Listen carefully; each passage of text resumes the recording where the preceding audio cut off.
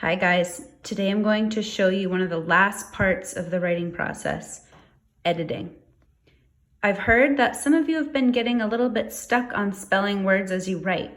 I want to remind you that in writing workshop, when we were writing and saying more, we didn't let that spelling get in our way. We tried our best, and then in this step, we can go back and pay attention to this exact spelling of words. As long as you can read it in that first draft, you're good to go. Once you're all done, then you can reread it and make sure that things look right. You may have seen some misspellings already in my piece that Mrs. Fry assigned, A Day in the Life of a Houseplant. So today I'm going to use an editing pen, and I'm going to circle the words that don't look right. When you come across a word that doesn't look right, try spelling it a few different ways. If it still isn't working for you, look it up. I'll show you how to do both.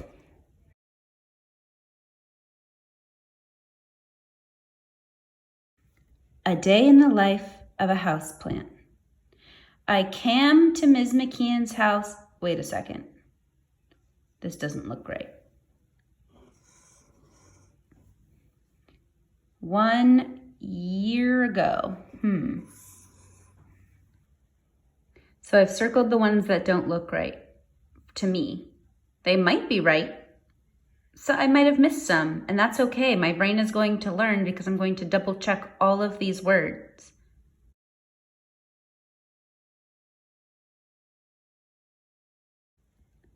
The first word that I wanted to say is came. I came to Ms. McKeon's house. Came. But when I read that, I got stuck because I said cam, which means I'm not getting the vowel quite right. So I'm going to try it a few different ways. There are lots of different ways to spell that A sound. So I'm going to try a few of these, and we can pick one to see if it looks right. I came to Ms. McKeon's house. I'm thinking this one looks the most right. So I'm going to go with that, and I can go into my piece and change it. I came to Ms. McKeon's house.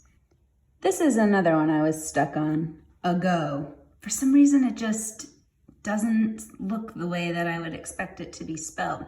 What a tricky word. So I'm going to try it a few different ways. Ago.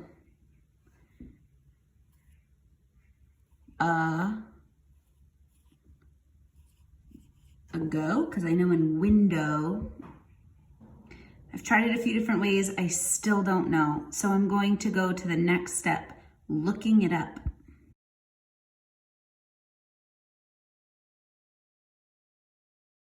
So I'm going on a word hunt to find the word ago. In my writing, I'm saying that the plant came to my house a year ago. But that reminded me that some books and things start with a long, long time ago. So one resource you could use is a book or a word that you already know. I went around my house and looked at a bunch of fairy tales and books that might have taken place a long time ago. And I found one, Miss Rumphius, on the very first page. Many years ago, her grandfather had come to America on a large sailing ship. Many years ago. So I had spelled it right. Sometimes words don't quite look right, but that's how you spell them, ago. And I can see one word that I recognize, go, like go fish. And then sometimes that A in the beginning says, like you. Tricky, but I had gotten it right, ago. Now I know for next time. Maybe you can't find a book or something with the word in it. So I'm going to show you how to use the internet or a dictionary at home if you have one to search for ago. Lots of online dictionaries. I recommend looking at one for kids. This is kidsbritannica.com. I can try, well, I spelled it the first time, ago.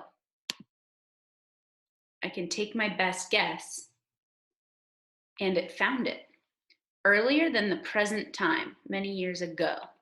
The present time is now, and the plant came a year before. So ago makes sense. Let's see what happens if I search for something and I haven't spelled it right. I wonder if it will know. Go. On this particular website, I know that I don't have the right spelling yet because it does not recognize the word. Another way that you can check your spelling is by typing it in a document. Sometimes, not all the time, the computer will notice that you spelled a word wrong and it will underline it in red. I came to Ms. McKeon's house 1 year ago. So you can see that the computer is calling my attention to these two words. When I right click, it says, consider changing to year. That looks more right. Thanks, computer. Let's see this one.